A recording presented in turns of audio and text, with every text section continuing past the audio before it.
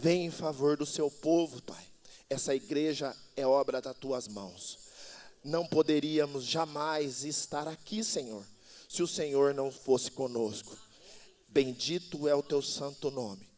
Faça o teu querer nessa manhã, em nome de Jesus. Amém. Amém? Senta aí, abençoados, em nome de Jesus. Vamos meditar um pouco nessa palavra que o Senhor nos deu para essa manhã tão maravilhosa. E eu oro para que você abra o coração, querido, tá bom? Não deixe as suas convicções, o que você acha, o que você pensa, as suas conclusões, o que você acha disso ou daquilo. Não. Foque na mensagem. Abra o seu coração para a mensagem, porque o que vai te mudar não é os homens, é as escrituras. E Deus usa quem Ele quer, a hora que Ele quer, do jeito que Ele quer. Amém? É Ele que faz a obra. Eu falo isso, amados, porque eu já muitos anos estou sentado aí. E eu estava meditando nessa palavra, eu comecei a lembrar, quando eu cheguei aqui, o pastor Luiz pregava, e até hoje ele fala isso, ele fala uma coisa assim que eu acho, ele falava assim, no final, você foi abençoado? Ele fala até hoje isso, né? Vocês foram abençoados? E eu lembro que a igreja falava, sim, amém. E eu falava, eu não fui abençoado. Abençoado com o quê? Eu tinha que voltar para o Santa Clara a pé, eu não tinha dinheiro nem carro naquela época. Eu falava, abençoado com o quê? Porque na minha cabeça, para eu ser abençoado, tinha que entrar um dinheiro no meu bolso. Entende? E eu falava, eu não fui abençoado, esse senhor está marcando. Assim que a gente fala, né, jovens?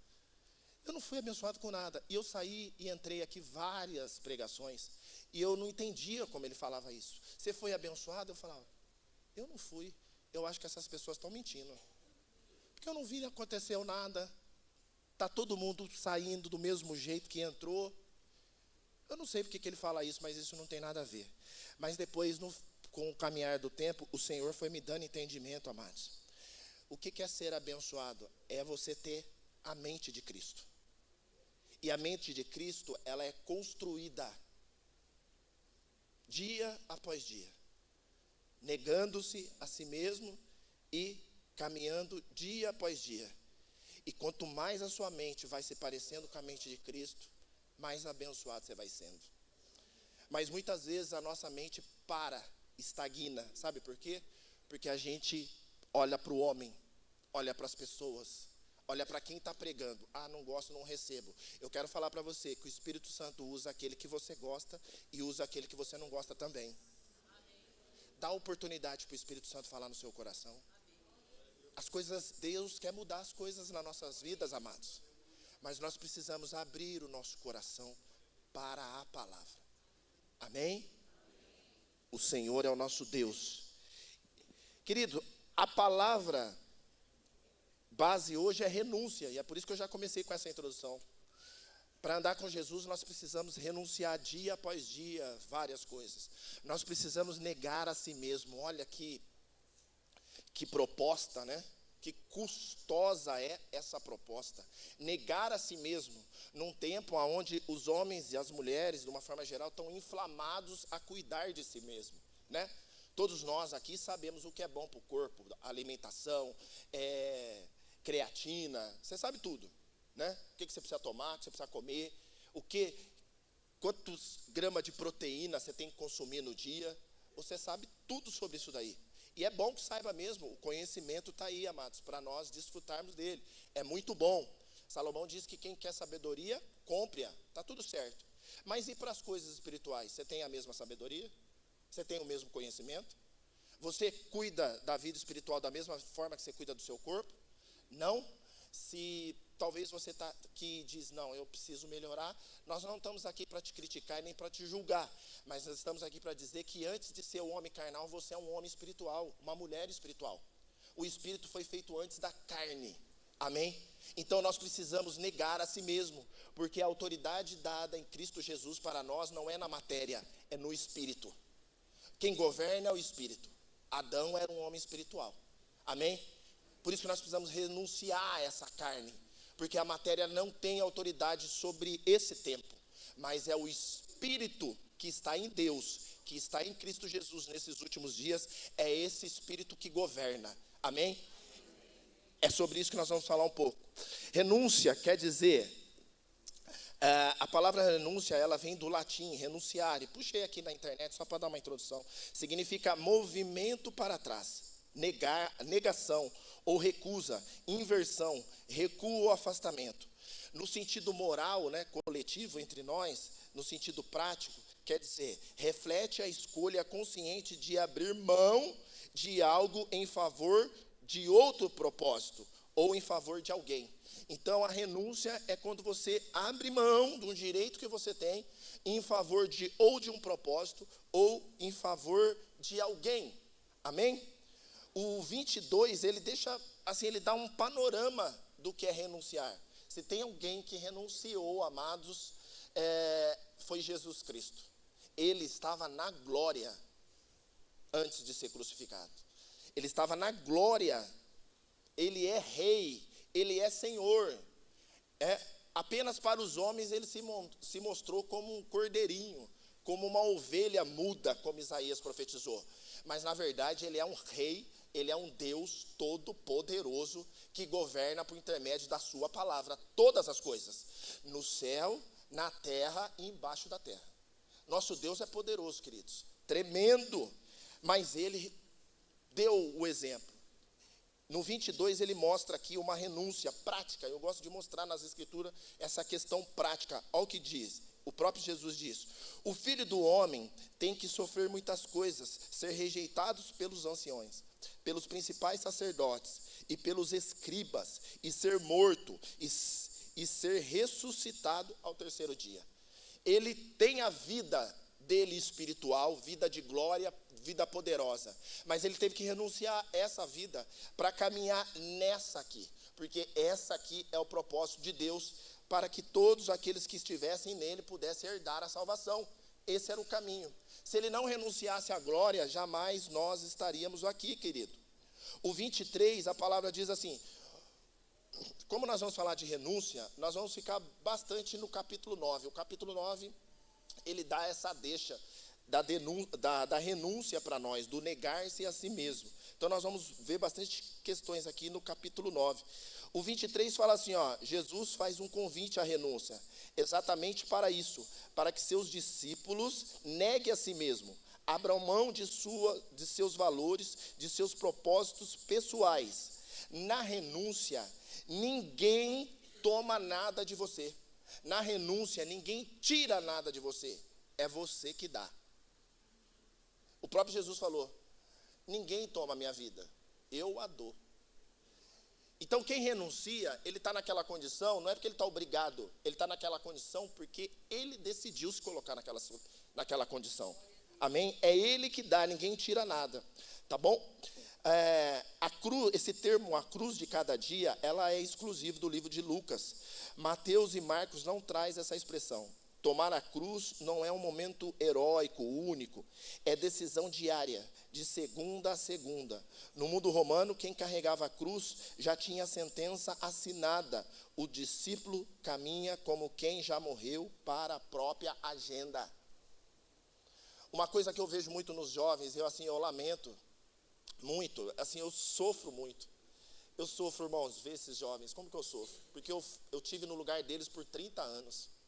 E eu sofro, vendo, sabe? Mas tem muita coisa que não adianta falar, a gente tem que orar, né? Mas eu sofro, porque o jovem, ele vem para a presença de Jesus, ele vem para o reino de Deus, e ele tem força, ele tem energia. Se é menino, ele tem testosterona, ele está cheio de gás, ele pode jejuar 3 dias, ele pode jejuar 24 dias, o corpo aguenta, ele pode orar de madrugada até 4 horas da manhã, como eu, com 48 anos, fiz essa madrugada para estar aqui. Fui dormir às 4 horas da manhã, irmãos, acordei 8 horas, olha aqui, nem com sono eu estou, sabe por quê? Porque nós somos espirituais, mas nós achamos que se não fizermos as coisas carnais, nós vamos sofrer. Mas o jovem, ele vem para a igreja, e eu falo dos jovens porque eu estou há 19 anos no meio deles, e preocupado com meus filhos, irmãos, porque eu vejo o que eles fazem, eu falo, meu Deus do céu, será que meus filhos vão fazer essas coisas? Eu vejo eles vêm para a presença de Deus, e de vez deles largar a agenda deles, para poder fazer a agenda de Cristo. Não, eles vêm com a agenda pronta deles. Entende? Eu só faço isso se eu não tiver isso para fazer. Eu só vou servir se eu não tiver nada para fazer.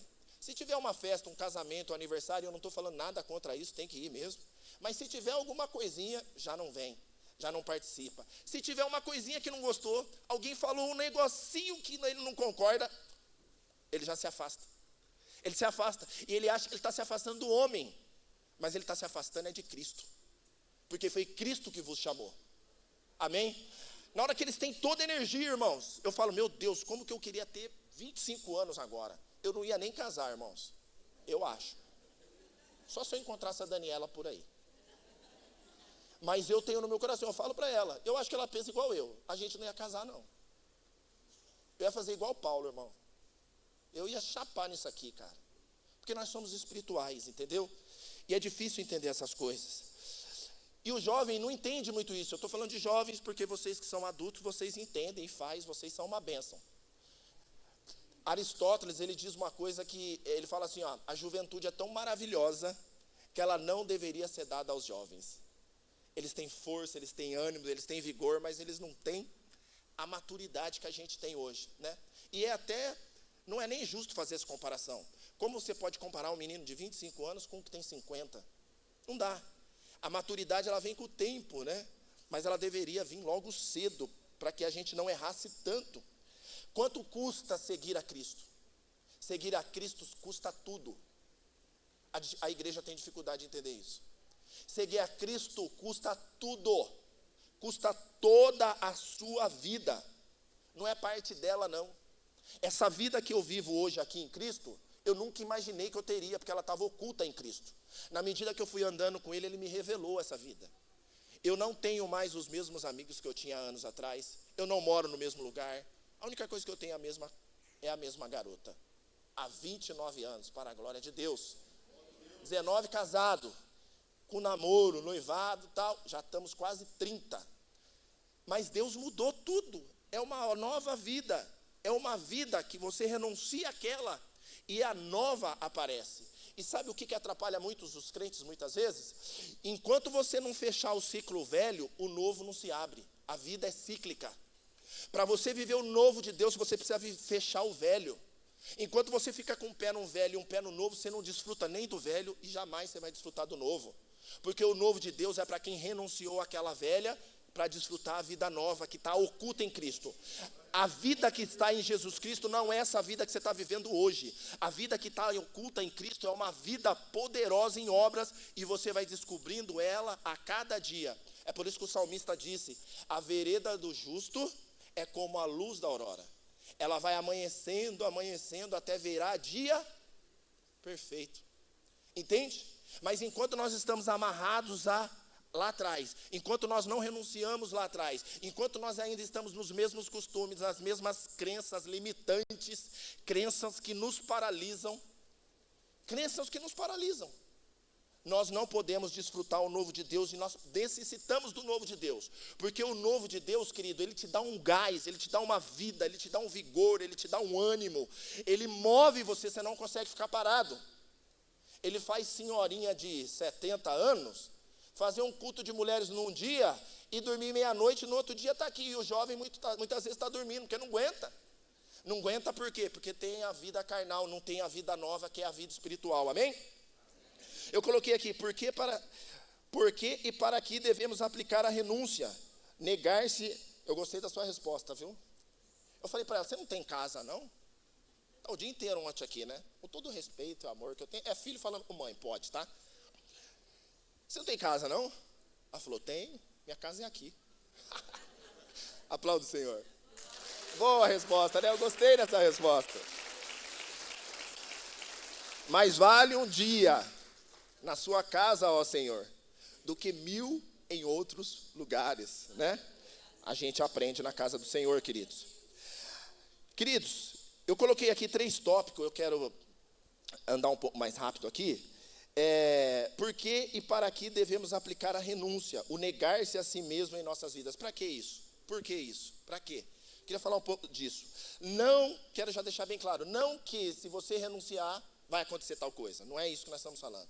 Se eu renunciar, se eu me negar a si mesmo, vai acontecer isso. Não é isso que eu estou falando. O que eu quero dizer é que as pessoas que fizeram isso, você, ao se deparar com as Escrituras, você vê que tem um padrão de comportamento. Existe um padrão nas Escrituras. Todos aqueles que renunciaram, eles desfrutaram de algumas coisas que você não vê que é todos que desfrutam. Então, existe um padrão de comportamento, pessoas que renunciaram e foram proporcionadas a elas coisas que a grande maioria não pôde desfrutar. Então, existe um padrão de comportamento que, analisando as Escrituras, a gente percebe. O primeiro tópico é: a renúncia traz autoridade e poder em Cristo Jesus.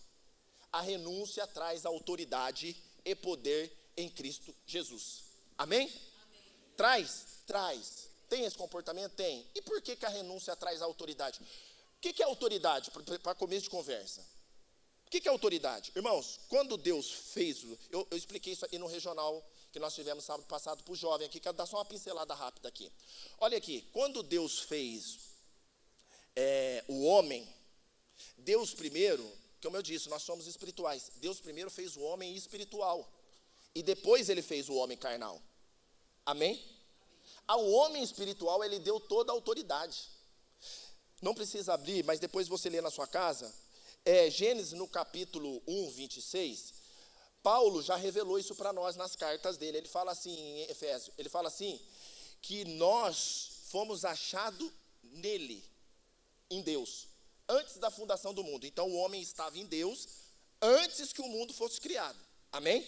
É o que Paulo está falando. E aí depois vai acrescentar ainda o quê? Que tudo foi feito por intermédio dele.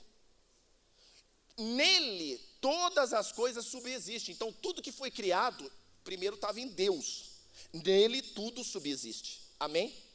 Então o homem foi gerado primeiro dentro de Deus. Amém? Então é como se Deus chegasse aqui, todo mundo está me vendo aqui?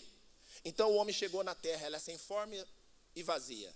E aí Deus fala assim: haja luz, e houve luz, né? Haja o firmamento, e houve o firmamento. E aí você vai descendo, capítulo 1 de Gênesis. Aí a palavra de Deus diz assim, que Deus falou assim, façamos o homem, a imagem e a semelhança. Paulo fala que o homem foi gerado antes da fundação do mundo. Então é como se Deus estivesse aqui no mundo, e na hora que ele vai fazer o homem, ele dá um passo para cá e fala assim, façamos o homem a imagem e a semelhança. Amém? E Deus abençoou esse homem, a imagem e a semelhança. Falou para que ele seja frutífero, para que ele se multiplicasse, para que ele dominasse, para que ele sujeitasse. Entende? Deus abençoou. Então o homem tem autoridade sobre toda a terra. Façamos. Aí depois você vai lá no capítulo 2, no 2:7, o 2 vai começar dizendo assim, que não havia homem na terra para arar a terra. E aí Deus, ele não criou. Lá no 1 ele criou, no 1 ele cria, ele fala, façamos. Está dentro dele. O espírito do homem. Aí no 2 ele fala, e formou Deus do pó da terra. E soprou o que está dentro dele. E o homem vira alma vivente. Então o homem espiritual, no pó da terra, se coloca de pé e domina a terra. Adão agora tem autoridade sobre toda a terra.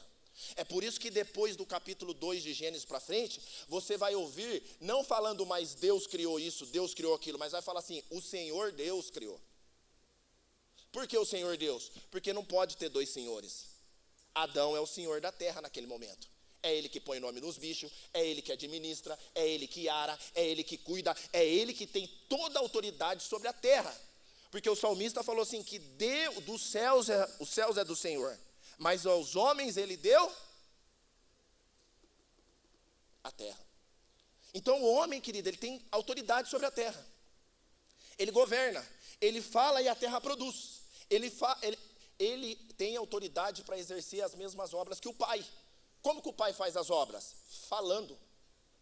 Até falei para os jovens, a fala não é um meio de comunicação. Por isso está essa bagunça na internet, todo mundo quer se comunicar. A fala nunca foi feita para ser um meio de comunicação. A fala foi feita para estabelecer decretos.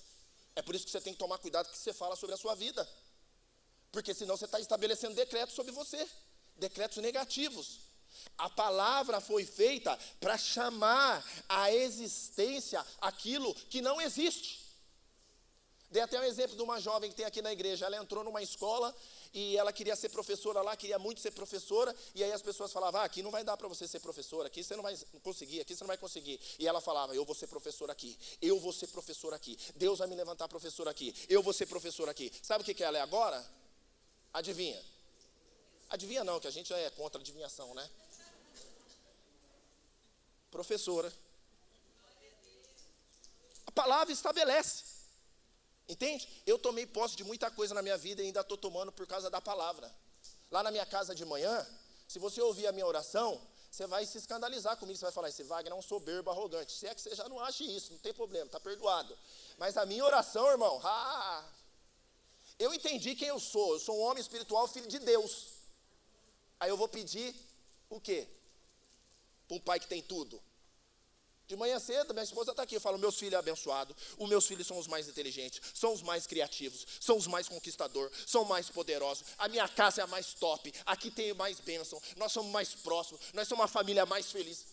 É isso que eu falo diante de Deus logo de manhã cedo. É isso. Por quê?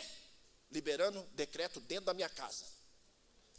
Essa casa é a mais gostosa desse lugar.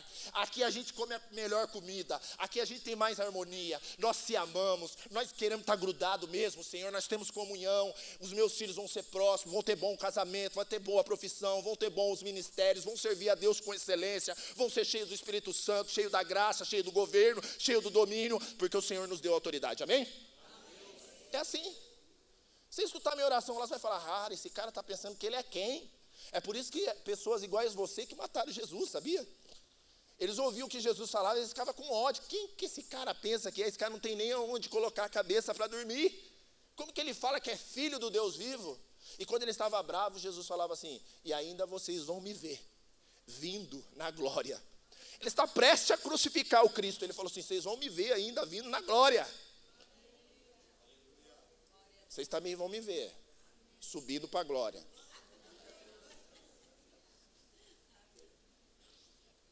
Toma posse do que você é, em nome de Jesus. Aí, o capítulo 9 começa. Ele fala, lembra lá, a autoridade foi dada para Adão. Aí a queda, Adão perde a autoridade. Para quem que vai a autoridade? Para Satanás. É por isso que ele fala para Jesus, se prostrado me adorares, eu te darei toda a glória dos reinos. Se prostrado me adorares. Por quê? A autoridade que era de Adão agora está com o inimigo. Só que Jesus vem dar autoridade para nós, queridos. Para que nós possamos ter autoridade. Entende? Só que essa autoridade, para a gente exercer, a maioria das pessoas que exercem, renunciaram muitas coisas. E é por isso que no próprio 9 ele já fala assim, negue a si mesmo, tome a sua cruz e me siga. Porque para receber essa autoridade, está lá no capítulo 9, versículo 1. Olha o que está lá no 9, no versículo 1. No começo do capítulo. Ele falou no 23, para nós negarmos. Mas olha o que ele nos entregou no primeiro. Está assim, está assim lá. Tendo Jesus convocado os 12, deu-lhe poder e autoridade sobre todos os demônios, para efetuarem curas. Como que eles iam fazer isso? Pela palavra. Eles iam falar e os demoniados iam ser libertos. Eles iam falar e as pessoas iam ser curadas. Eu meditando nessa palavra aqui, irmãos, apesar que Deus já me deu um entendimento uns tempos atrás, aí eu buscando o Senhor de madrugada. Aliás, era de madrugada? Eu não sei. Acho que é durante o dia dentro do carro, não sei. Deus me deu um entendimento uma hora dessa aí. Há uns 4 anos, eu estou passando e a minha família está passando com uma luta, muitos de vocês sabem, nos ajudem em oração, contra o câncer. O câncer atacou a minha irmã, que era minha intercessora de ministério. Jamais subi aqui nesse altar para pregar sem ela estar de joelho lá em casa. Sempre mando mensagem, né, Dani? Mãe, vou pregar amanhã, vou pregar domingo de manhã. Ontem mesmo eu passei lá, mãe, vou pregar domingo de manhã. Minha mãe está lá, fez uma cirurgia. Mas, mãe, ora por mim. Minha irmã, a mesma coisa. Aí o câncer atacou as duas. Faz 4 anos, irmão, eu parei de orar pelas pessoas ser curadas, porque eu comecei a orar por elas e ungir. Eu passava lá todo dia, orava, ungia, e piorava. Cada dia o diagnóstico era pior. Cada dia estava mais indisposta. Eu falei assim, Deus, eu não vou orar mais não. A gente ora, não acontece nada. Né? Às vezes a gente ora, a pessoa morre ainda. Eu falei, não vou orar mais não. E parei de orar, irmãos. E na verdade, e vou falar bem sincero para você, eu estava até perdendo a vontade de pregar. Porque eu falava, eu prego coisa que não acontece. Como que eu vou pregar isso, Senhor? E tem sido um tempo assim que, sabe, me chacoalhou. A verdade é essa. Até que Deus me deu um entendimento, que é o seguinte, queridos. O Senhor nos deu autoridade para orar pelos enfermos e para expulsar os demônios. Tem um texto da Bíblia que Jesus fala assim: nos tempos de Elias, havia muitas viúvas em Israel, mas a uma só o profeta foi enviado, a não ser a viúva de Serepta. E ele continua dizendo, nos tempos de Naamã, havia muitos leprosos em Jerusalém, mas um só foi curado. Foi levado até o profeta e recebeu cura, que foi Naamã. Havia vários. Por que Deus não curou todo mundo? Por que Deus não curou todos os leprosos? Por que Deus não curou? Por que Deus não socorreu todas as viúvas? Que é isso que a gente quer, né? Que Deus cure todas as pessoas que a gente ora. Que Deus faça tudo aquilo que a gente pede. O Senhor nos deu toda a autoridade para fazer aquilo que é o propósito do reino, não o nosso. É por isso que você tem que negar a si mesmo. Porque você vai orar e vai acontecer coisa na vida das pessoas que na sua não acontece. Você tem que continuar orando, continuar fazendo. Porque tem muito mais fé quem ora e não recebe do que quem ora e recebeu. Quem ora e não recebe e continua orando, tem muito mais fé do que aquele que orou e recebeu. E tem mais uma coisa que o Senhor me esclareceu, falou assim, Wagner, você já leu o texto que diz assim, ai de ti, Cafarnaum, porque em ti foram feitos muitos milagres, que se tivesse feito lá em Sodoma e Gomorra, talvez eles não tivessem perdido. A gente quer, eu vou no velório, irmãos, e eu vou para orar pelo morto. Eu orei pela minha irmã, eu oro, todo velório que eu vou boto a mão no morto lá e fala, na autoridade do nome de Jesus, levanta agora e anda. Ninguém levantou e andou. Eu tinha parado de fazer isso também. Fui em outros velórios e falei, não vou orar por ninguém. Estava emburrado com Deus. Você entende isso? Talvez você não entenda, mas por que isso acontece? Porque eu sou imaturo, eu estou aprendendo. Eu não tenho a sabedoria do meu Deus. Eu sou uma criança perto do Senhor, perto do entendimento do Senhor, mas Ele está me ensinando. E eu estou feliz, porque eu vi que eu estou andando com Ele. Ele está me vendo, Ele está me ensinando. Deus também está te vendo, Deus está te ensinando, e você cada dia que passa está aprendendo para a glória do nosso Deus. Amém? Para a glória do nosso Deus, Ele está, querido, nos ensinando. Se houvesse tantos milagres lá em Sodoma e Gomorra, talvez Ele não tinha perdido. Ai de mim, na hora que eu colocar a mão em alguém, ou você, e essa pessoa se ressuscitar. Tomara que aconteça isso. A igreja precisa dessas coisas nesses dias. Mas ai de nós, queridos. Porque se a gente vê essas coisas, muito de nós vai ser cobrado. Porque Sodoma e Gomorra, eles não viram, nenhum profeta foi enviado lá. A única coisa que foi enviado lá foi juízo. Mas Cafarnaum hospedou o rei da glória e não reconheceram o nosso Deus. Nazaré foi o útero que gerou o crescimento do nosso Senhor Jesus Cristo. E eles não reconheceram Jesus. Pior, tentaram jogar ele de cima do penhasco. Ai de ti, Nazaré. Ai de ti, Cafarnaum. Então, queridos, se o Senhor fizer, glória a Deus. E se Ele não fizer, glória a Deus também. Porque a gente pede muita coisa que a gente nem sabe se tem estrutura para suportar. Mas a verdade é que o Senhor nos deu autoridade. E o nosso papel é orar. Expulsar demônio. Curar os enfermos. Porque essa é a obra do Evangelho. E os sinais seguirão os que crê. Se você crê em Jesus, então esses sinais vão te seguir na sua caminhada cristã. Para a glória do nosso Deus. Amém? Segundo tópico, meu Deus, vamos lá. A renúncia, o negar a si, faz com que Jesus se revele a você. Eu vou dar uma antecipada nesse aqui por causa do tempo. A renúncia, o negar a si, faz com que Jesus se revele a você. Eu coloquei um exemplo de uma pessoa que não negou a si mesmo, poderoso na terra, mas não conseguiu ver Jesus. E um outro muito simples, que negou a si mesmo, e não só viu Jesus, mas teve o privilégio, que eu vou falar para vocês aqui agora. Ó. Lucas 9, 9. Olha o que diz lá em Lucas 9, 9. Por favor, querido. Herodes, porém, disse: eu mandei decapitar João, quem é, pois, este, a respeito do qual tenho ouvido tais coisas? E se esforçava para vê-lo. Herodes, o rei Herodes, ele decapitou João Batista. Ele tem um palácio, ele tem a glória, ele tem recursos, ele tem boa alimentação, ele vive na realeza, ele vive no meio dos seus pares ali, que são todos nobres, um ambiente maravilhoso. Mas a ele não foi dada a graça de ver Jesus. Diz aqui que ele buscava ver Jesus. Jesus não estava nem preocupado com ele, querido. Jesus, pelo contrário, chama ele de raposa. Entende? Por quê? Não tem renúncia, não tem pagação de preço.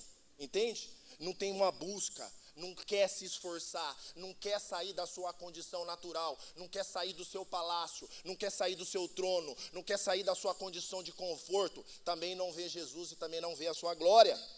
Mas o contrário, a recíproca é verdadeira também. Olha o contrário, João capítulo 20, 18, olha que maravilhoso. Olha que lindo, queridos.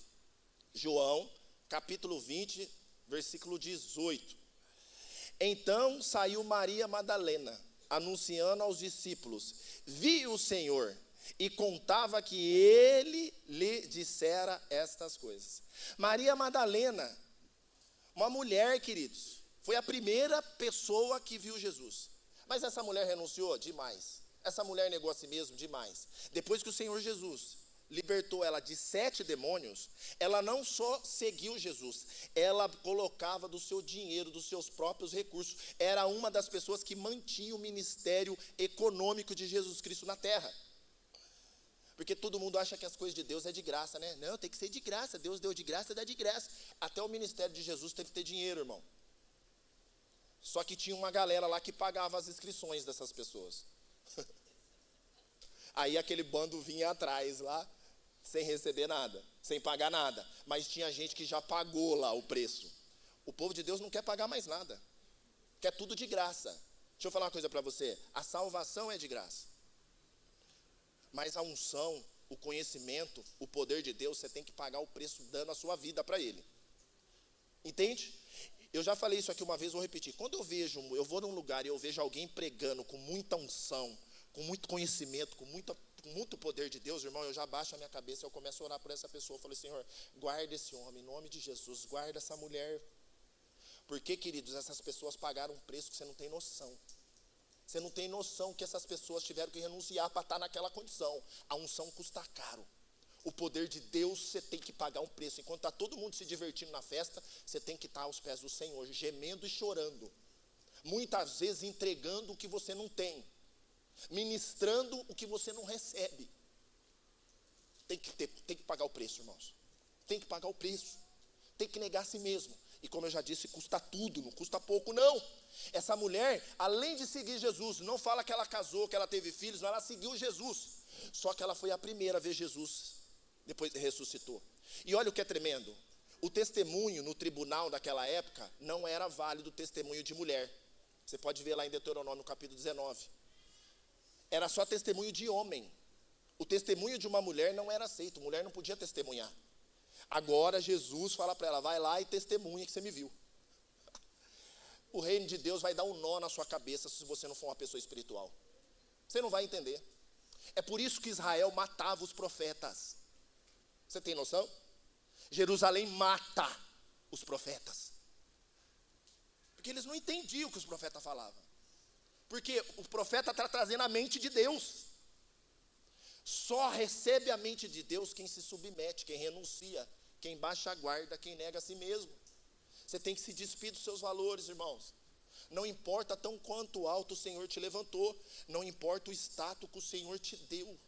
Você se rende, como nós cantamos aqui. Você se submete, porque você entende que essa obra é do nosso Deus. Essa mulher, queridos, era uma mulher endemoniada. Agora ela é a primeira evangelista do evangelho pós-ressurreição. A primeira. Por isso que os discípulos acreditaram no que ela disse. O testemunho de mulher não tem valor para o homem, para o tribunal da terra, mas para o tribunal do céu, querido, importa é o coração. Se o seu coração é dele, ele fala na sua boca, e o que ele fala na sua boca é a verdade. Você pode aplaudir o Senhor Jesus?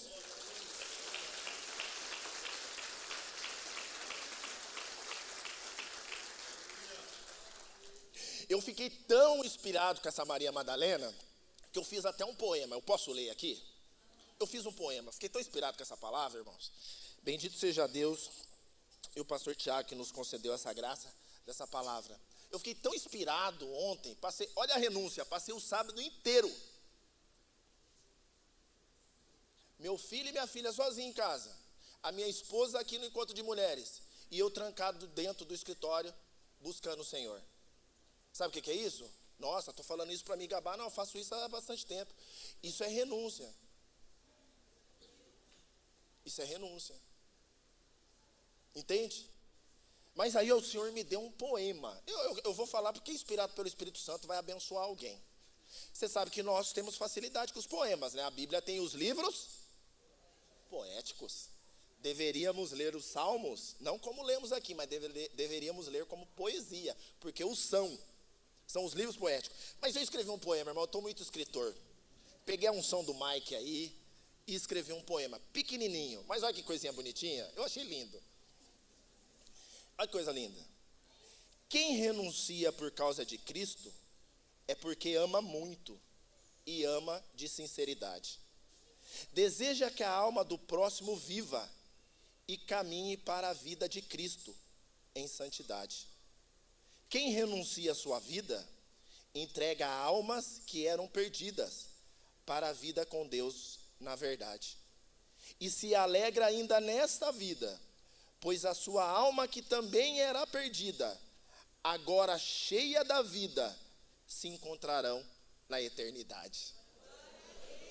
Aplauda o Senhor. Aplauda o Senhor. Não é bonitinho isso aqui? Eu vou escrever um livro, gente. O Espírito Santo me inspirou, eu não tenho dúvida. Eu falei, vou colocar isso na pregação. Tem os que não gostam, mas eu vou colocar. Tem gente que não gostou nem de Jesus, né, irmão? Então, não dá. Vou colocar. É muito bonitinho, irmãos. Quem renuncia, ama de verdade. Sabe por que você vê que tem pessoas que se esforçam muito, quase não dorme, quase não para em casa, corre para lá, corre para cá por causa da obra de Deus? Essas pessoas amam muito. É muito amor que essas pessoas têm. E ela não se contenta só ela ir para a eternidade, ela quer levar as outras pessoas também. Quem ama quer ver o outro na eternidade. Você quer ver seu irmão na eternidade? Eu quero, em nome de Jesus. Nos encontraremos lá, para a glória do nosso Deus. Aos 50. Amém? Vamos partir para o final. Renúncia traz autoridade para servir o povo de Deus. Lucas 9, 16, 17. Lucas 9, 16, 17. E tomando os 5 pães e os 2 peixes, erguendo os olhos para o céu, os abençoou, partiu e deu aos discípulos para que os distribuíssem entre o povo. Todos comeram e se fartaram, e dos pedaços que ainda sobrejaram foram recolhidos 12 cestos. Amém? Quem renuncia, quem nega a si mesmo, tem autoridade para servir o povo de Deus. Entende? Quer ter autoridade para servir? Para ter eficácia? Renúncia. Esses discípulos aqui, eles estavam ao mesmo tempo lá, aquele povo. Eles estão andando junto com Jesus. Eles não comeram também, igual essas pessoas. Jesus percebeu a fome dessas pessoas. Eu acredito que os discípulos também estavam. Mas quando Jesus multiplica o pão, eles renunciam à própria fome, à própria condição para servir os outros primeiro. Você renuncia? Ou você é o primeiro que come lá na sua casa? Você é aquele que chega no lugar, você come primeiro, não quer nem saber de ninguém? Você é aquele que pega o último bife na panela? E não pergunta se todo mundo já comeu, varão. Você chega do serviço, você é o dono da casa, você não quer nem saber se comeu. Você pega tudo lá, põe pimenta em cima, farinha e manda bala. Não. Todo mundo já se alimentou? Posso me servir? Isso aqui é só para mim? Família tem um carro só, fica com a esposa. Amém ou não amém? Bom, eu não devia falar isso. Perdoe. Não está nem aqui no papel. Mas eu fico bravo com esses homens que tem um carro só. E a mulher anda de ônibus. Ah, varão, Jesus vai te pegar. Você fala isso que você tem 2 carros. Tenho. Mas quando eu tinha um, ficava com a Dani. 9 meses ela indo trabalhar, ela bateu o carro. Na traseira do reitor do UNASP. 9 meses, aquele barrigão. Lembra, Ney? O Ney olhava para Dani e fazia assim, ai meu Deus. Parecia que ia explodir. O pé parecia um pão sovado, assim. 9 meses essa mulher trabalhando. Eu falava, não está na hora de afastar? Não, eu estou ótima. A cara parecia uma pizza, assim. Meu Deus, afasta logo, pelo amor de Deus. 9 meses. A Elisa nasceu um pouquinho, quase 9 meses. Ela encheu a traseira do reitor do UNASP. Olha o que é a autoridade na vida de uma pessoa que renuncia e que se submete. Estou falando isso porque tá aqui, para eu falar. Bateu na traseira. Como é que o Wagner e a Dani está? Cheio de dinheiro? Não. O Wagner está estudando, fazendo faculdade, pagando apartamento financiado. O carro é financiado e sem seguro, irmão. Eu deixava o carro lá na rua, na faculdade, porque o estacionamento era caro, e falava, Senhor, nesse carro os demoniados não chegam nem perto. Em nome de Jesus, amém. Ia para a sala. 5 anos esse carro ficou na rua. Às vezes eu saía lá fora, só estava ele lá. Também quem ia roubar aquele palio, né? Mas, olha que coisa. Ela enche a traseira do irmão. Adventista, nosso irmão reitor. Aí ele falou assim para ela, eu estou indo para uma reunião, pede para o seu marido me ligar, que nós vamos acertar. Você tem como ir embora? Ah, já chamei uma pessoa para vir me buscar. Na rodovia aqui, ela trabalhava lá em Montemor. Eu estou lá trabalhando, lá em Campinas. Chega a notícia. Ai, meu Deus. Aí ligo para o cara, para não ficar muito grande a história. Ligo para ele, falo, minha esposa bateu no seu carro, sou o marido da Daniela, aquela psicopata do trânsito que encheu sua traseira. Aí ele, tudo bem, está tudo certo, fica tranquilo, vai dar tudo certo. Só que eu quero ir na sua casa. Falei, tá bom. Ela falou que vocês são crente, né? Falei, somos cristãos, graças a Deus. Quero ir na sua casa. Falei, tudo bem. Pode ser amanhã. Amanhã é sexta-feira, não posso. Tem que ser no sábado, depois das 6 horas. Escolhe ainda o horário, irmão. Olha que prova. Mas o cara bateu no meu carro, eu tenho que aceitar as condições, certo ou não? Pode vir. Ou era o contrário? Acho que era o contrário, eu não lembro. Só sei que tinha um horário que não podia ir. A Dani monta uma mesa, monta café, monta um monte de coisa, não toma café. Uma prova, irmão, uma prova atrás da outra. Sentou lá, começou a conversar comigo, reitor, Genaro, senhor muito educado. Sentou lá, foi lá para a gente negociar, falei para ele, expliquei para ele a situação. Falei, nós somos crentes, eu estou estudando, eu não tenho dinheiro para pagar o seu carro, mas eu vou pagar. Eu preciso que o senhor parcele aí para mim. O meu carro não tem condição de andar, vou deixar meu carro para lá, vou arrumar o seu, depois que eu arrumar o seu, eu arrumo o meu. Mas eu preciso que o senhor parcele para mim, porque eu não tenho condição de pagar. Esse apartamento aqui, essa caixinha de fósforo é financiado. Minha esposa está grávida. Mano, uma prova, uma luta. Aí, ele pegou e falou assim, quanto que você consegue pagar para mim? Aí eu falei, tanto. Aí ele falou, dá só esse dinheiro aí, arruma seu carro e está tudo certo, tá bom? O meu tem seguro. Eu vou acionar o meu seguro e arrumo o meu carro. Tá tudo bem para você? Eu falei, olha, se o senhor fizer isso, não é justo, mas eu vou ser eternamente grato. Porque nós estamos bem apertados. Aí ele falou, tá feito. Aí eu falei, já tem um dinheirinho aqui na gaveta, já vou antecipar para o senhor, depois eu dou o resto. Não posso pegar em dinheiro agora. Não recebe também. São os nossos irmãos aí, mas são meio diferentes. Se é eu, já dá aqui. Agora, dá aqui. Eu não deixo escapar a bênção, irmão. Eu não deixo. Eu não deixo escapar. Daqui vai, se muda de ideia, que? Fui depositar no outro dia. Aí ele falou, posso dar uma palavra para vocês? Vocês são cristãos? Pode. Era uma visitinha de meia hora. Esse homem ficou umas 3 horas lá, né, Dani? Sentamos e começamos a falar de Deus. Eu fazia assim, o dedo pingava óleo, irmão. Eu nem comia, era 3, 4 dias de jejum. Só Bíblia e livro de direito. Era a única coisa que eu lia. Não via televisão, não via filme, não via jornal, não via nada, zero. Começamos a falar de Bíblia, falar de Deus, e ele foi ficando.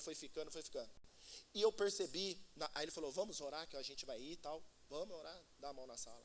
Aí ele falou assim, aí eu falei assim para ele, o que o senhor está precisando? Ele é um senhor já, ele é reitor do NASP. E depois minha filha foi estudar lá, olha. Reitor do NASP. Eu falei, o que o senhor está precisando? Ele falou assim, graças a Deus, tudo que eu preciso, o Senhor tem me dado. Eu falei, mas eu vi o senhor subir na escada e eu vi que o senhor está mancando. O que é isso? Ele falou, eu tenho uma inflamação no... Como é que chama isso aqui, gente? No ciático. Você tem, né? Está curado em nome de Jesus. Não tem não, cara. Se tiver ciático, isso daqui não estava aqui não. E não para. É mais fácil a gente ter. Não tem. Aí eu tenho uma inflamação no ciático. Quando inflama, eu falei, eu posso orar para o senhor te curar? Pode. Orei, irmão. Ele foi embora. Na segunda-feira eu depositei o dinheiro para ele. Conversei com ele, agradeci ele mais uma vez. Ele falou assim, tem uma coisa que eu quero te dizer. Ele falou, eu falei, pode dizer. Ele falou assim, o Senhor curou o meu ciático, não estou sentindo nada. Aplauda o Senhor Jesus.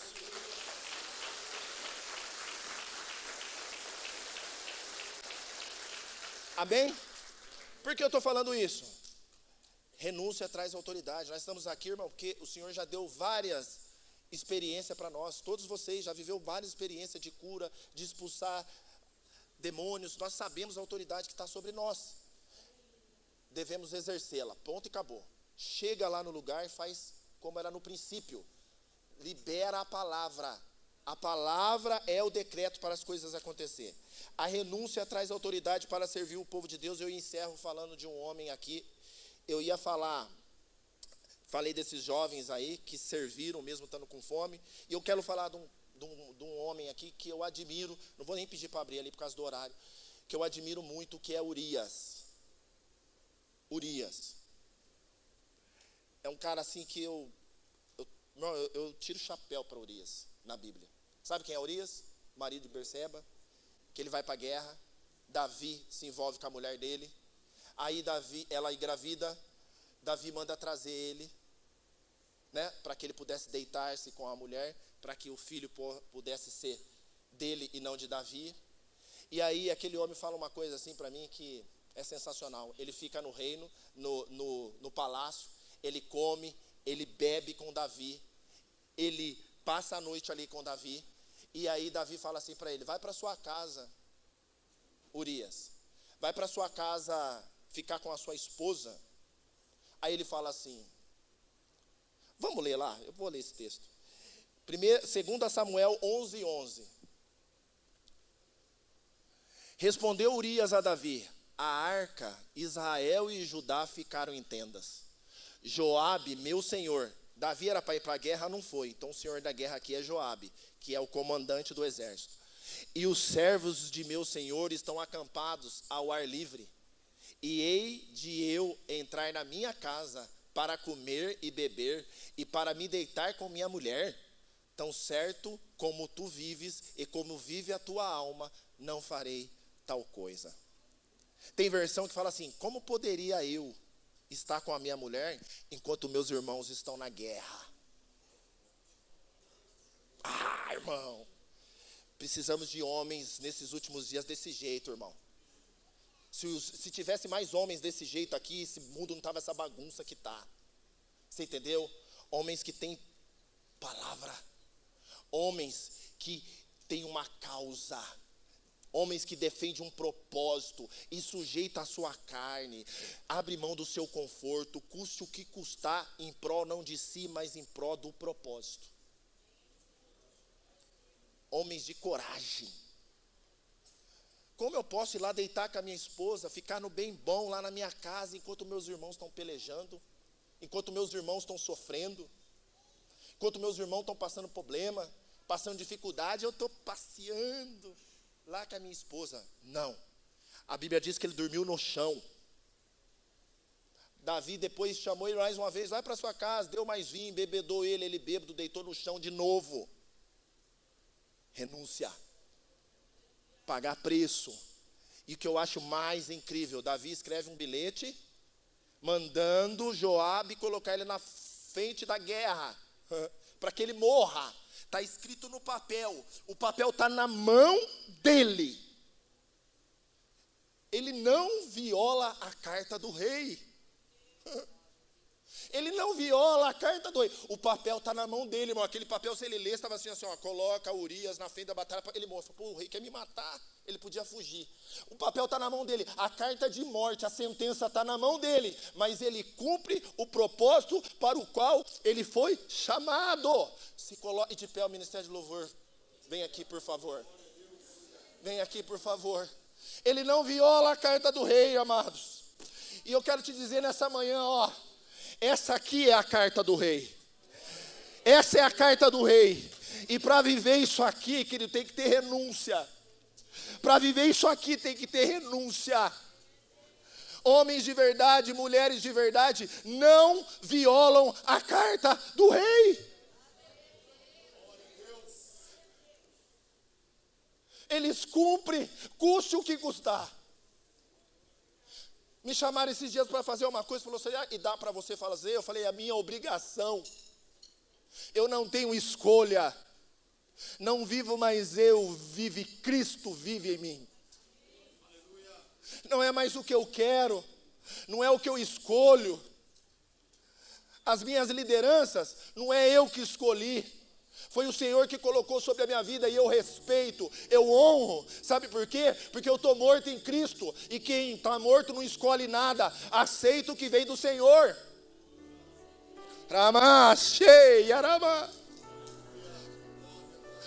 Ei, é tempo de abater a nossa carne. É tempo de negar-se a si mesmo. Sabe por que está tão difícil? Sabe por que está tão cansado? Sabe por que tem tanto esforço? Porque o que você quer não é o que o seu rei quer. Porque quando é o que o seu rei quer, ele vai à frente. E coisa boa é quando o nosso rei vai à frente. Aquele que quiser vir após mim, o Senhor Jesus diz, negue a si mesmo, tome a sua cruz e me siga. Mas eu quero te dizer para você, esse chamado aqui não é para um mártir, esse chamado aqui é para uma vida abundante, é flechar um ciclo pervertido, para abrir um ciclo santo, é sair de uma condição sem autoridade, para uma condição de governo, uma condição de decreto, uma condição de estabelecer todas as coisas por intermédio da sua palavra. No início, no princípio, Deus falava e acontecia. Agora é você que tem autoridade para falar, a minha casa vai tudo bem, na minha casa tudo tem, as minhas contas vou pagar, eu vou abrir essa empresa e vai para frente, eu vou ser uma bênção na casa do Senhor, eu vou ser uma bênção no reino de Deus, o meu casamento vai ser o melhor dessa cidade, a minha família vai manifestar a glória do meu Deus. Foi para isso que eu fui chamado, é essa palavra e está sobre mim. Eu sou a coroa da criação, o meu Deus governa, e a autoridade que está sobre ele, está sobre a minha vida, está sobre a minha família, está sobre a minha casa, está sobre você, igreja. Abra sua boca e comece a orar essa manhã. Libere decretos. Adore Ministério de Louvor. Encha esse lugar de adoração, porque o seu Deus, o seu Criador, Ele está aqui nessa manhã, e Ele está te dizendo, negue-se a si mesmo por causa da minha causa, por causa do meu propósito, mas saiba que você receberá ainda 100 vezes mais nessa vida. Saiba que você ainda será capacidade, discernimento, entendimento para ver as coisas espirituais, para ver as coisas celestiais. E se tiver alguém na sua casa, se tiver alguém na sua família, que ele tem que aparecer para